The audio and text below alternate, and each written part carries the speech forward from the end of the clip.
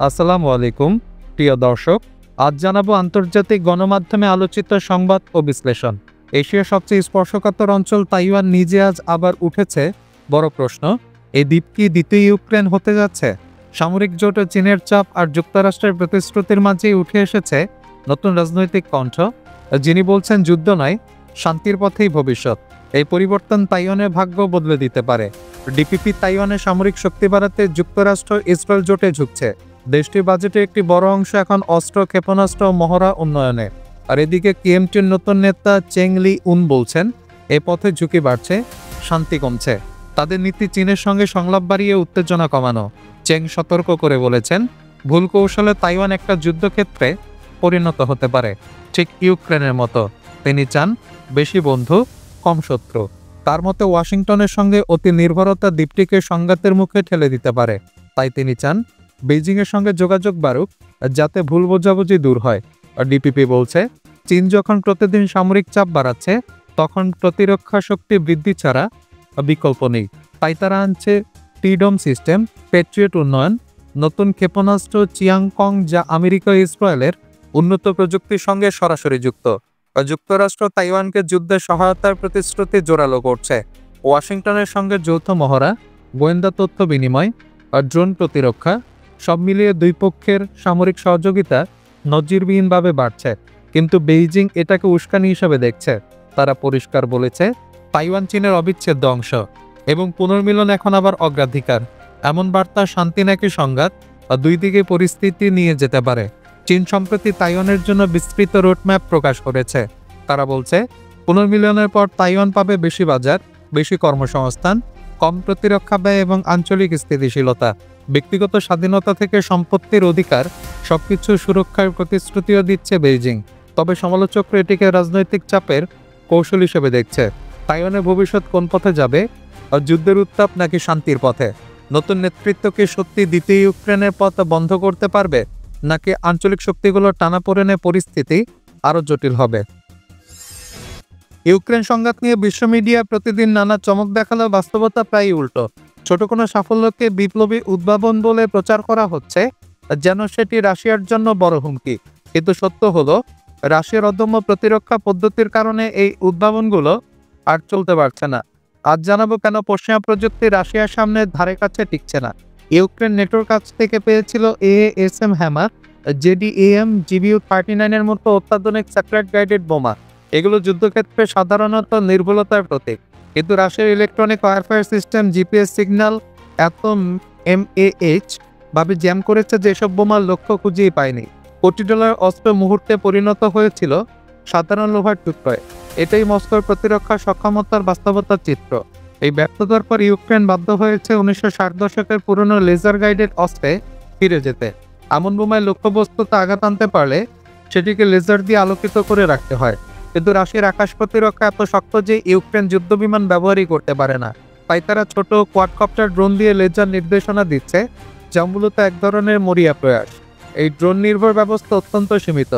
Laser নির্দেশনা কার্যকর পাল্লা মাত্র 5 কিলোমিটার। ফলে ড্রোন রাশিয়ার প্রতিরক্ষা রেঞ্জের ভিতরে চলে আসে। খারাপ আবহাওয়ায় একেবারে অকেজ হয়ে পড়ে। এই মিশন পরিচালনায় লাগে 3 জন, যা জনবল অপচয় বাড়ায়। ইউক্রেন যে APKWS বা কপারহেডের মতো পুরনো পশ্চিমা গোলা ব্যবহার করছে, এটি তাদের সামরিক দুর্বলতার প্রতিচ্ছবি। পশ্চিমা মিডিয়া যাই বলুক, বাস্তবতা হলো রাশিয়ার লক্ষ্য অনেকটাই পূরণ। শুরু থেকে রাশিয়ার উদ্দেশ্য ছিল ইউক্রেনের সামরিক সক্ষমতাকে ধীরে ধীরে ভেঙে দেওয়া। আধুনিক পশ্চিমা অস্ত্র যখন ব্যর্থ হলো, তখন ইউক্রেন বাধ্য হয়েছে 60 বছরের পুরনো প্রযুক্তিতে নির্ভর করতে। রাশিয়া জানে, এসব উদ্ভাবন কোনোভাবেই তাদের এয়ার ডমিনেন্স বা স্থল নিয়ন্ত্রণ চ্যালেঞ্জ করতে পারবে না।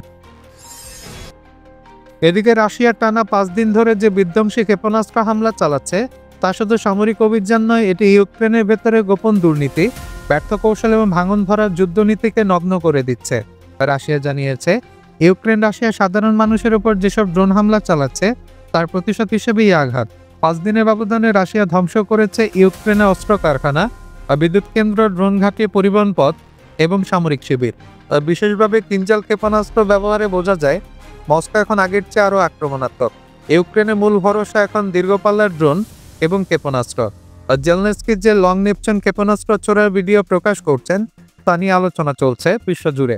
তবে বিশেষজ্ঞরা প্রশ্ন তুলছেন, এটি কি সত্যি ইউক্রেনের নিজস্ব শক্তি, নাকি যুদ্ধ মনোবল ধরে রাখার জন্য কেবল প্রচারণা? ইউক্রেনের সাম্প্রতিক অবস্থা দেখে সন্দেহ আরও ঘনীভূত হচ্ছে। ঠিক এই সময় সবচেয়ে বড় আঘাত আসে ইউক্রেনের ভেতর থেকে। পশ্চিমা অর্থে গঠিত এন্টি করাপশন দল গ্রেপ্তার করেছে তিমুর মিন্দিচকে, জেলনেসকে পুরনো সহযোগী। অভিযোগ, রাষ্ট্রীয় এনার্গো আটমে কোটি ডলারের দুর্নীতি হয়েছে। তার সঙ্গে ড্রোন সরবরাহকারী ফায়ার পয়েন্টের সম্পর্কে সরাসরি না হলেও গ্রেপ্তারকৃত সন্দেহভাজনদের একজন ওই কোম্পানির কর্মী। ফায়ার পয়েন্টের নতুন ফ্লেমিঙ্গো ক্ষেপণাস্ত্র নিয়ে বিতর্ক তৈরি হয়েছে। বিশেষজ্ঞরা বলছেন, এটি সম্ভবত বিদেশি ডিজাইনের নকল। আর যুদ্ধের মাঠে ব্যয়বহুল ড্রোন ও ক্ষেপণাস্ত্র প্রয়োজন হলেও দুর্নীতি এবং নকল প্রযুক্তির অভিযোগে ইউক্রেনের পুরো সামরিক শিল্পকে বিপর্যয়ের মুখে দাঁড় করিয়েছে। ফলে জেলনেসকে কৌশল প্রশ্নবিদ্ধ হচ্ছে আন্তর্জাতিকভাবে। রাশিয়া টানা হামলা এবং ইউক্রেনের ভেতরে দুর্নীতি, দুই দিক থেকে যুদ্ধের ভবিষ্যতের ঝুঁকিতে। ইউক্রেনের প্রযুক্তি নির্ভর কৌশল দুর্বল হচ্ছে, আর রাশিয়া তাদের ক্ষমতা বাড়াচ্ছে। সামনে যে আরো অস্থিরতা আসছে তা স্পষ্ট। প্রথম মেয়াদে পাকিস্তানের উপর অর্থনৈতিক চাপ বাড়ালেও দ্বিতীয় মেয়াদে ডোনাল্ড ট্রাম্প হঠাৎ করেই পাকিস্তানকে ঘনীভূত বন্ধুর মতো আচরণ করছেন। অসীম মুনিরকে হোয়াইট হাউসে বিশেষ লাঞ্চ থেকে শুরু করে শেহবাজ মুনির জুটিকে আবার আমন্ত্রণ, সবই যেন একটা নতুন রাজনৈতিক রসায়ন। প্রশ্ন উঠছে, কিভাবে এত দ্রুত পাকিস্তান ট্রাম্পের পছন্দের তালিকায় উঠে এলো? নিউ ইয়র্ক টাইমসে জানাচ্ছে, পাকিস্তানি নাটকীয় পরিবর্তনের পেছনে একটি বড় লবিং অভিযান পরিচালনা করেছে। ভারতের তুলনায় 3 গুণ বেশি অর্থ ঢেলেছে ওয়াশিংটনের 6টি প্রভাবশালী লবিং ফার্মে। শুধু প্রভাবশালী নয়, এরা ট্রাম্পের ব্যক্তিগত ঘনিষ্ঠ এবং ব্যবসায়িক সঙ্গী। এত অর্থ ও বহুল লবিং পাকিস্তানের কূটনীতিতে নতুন গতিতে নিয়ে যায় এবং ট্রাম্প প্রশাসনের দৃষ্টি তাদের দিকে ঝুঁকে পড়ে। পাকিস্তান এখানেই থামেনি।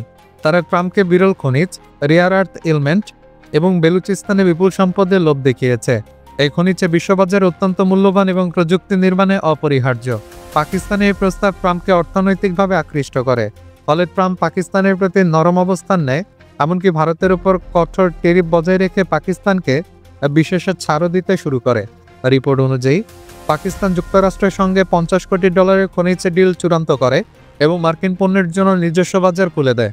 এর পরপরই অসীম মুনির ট্রাম্পের সঙ্গে ব্যক্তিগত বৈঠক পান, যা আগে কোনো পাকিস্তানি সেনাপ্রধানের ভাগ্যে হয়নি। ট্রাম্প প্রকাশ্যে পাকিস্তানের প্রশংসা করেন এবং দাবি করেন যে ভারত পাকিস্তানের মধ্যে যুদ্ধবিরতি তারই কৃতিত্ব। এই ঘটনার পর ভারত উদ্বিগ্নভাবে আমেরিকায় লবিং খরচও বাড়াতে বাধ্য হয়। দক্ষিণ এশিয়া কূটনীতি এখন যেন লবিং, খনিজ সম্পদ ব্যক্তিগত সম্পর্কের নতুন অদ্ভুত সমীকরণে দাঁড়িয়ে আছে। পাকিস্তান তাদের অর্থনৈতিক দুর্দশা সত্ত্বেও যা করেছে তা তাদের কূটনীতিক আগের তুলনায় অনেক এগিয়ে দিয়েছে। বড় প্রশ্ন, এই নতুন ট্রাম্প পাকিস্তান বন্ধুত্ব আঞ্চলিক ভারসাম্যে কি প্রভাব ফেলবে? প্রিয় দর্শক, আজকের মতো শেষ করছি এখানেই। ধন্যবাদ।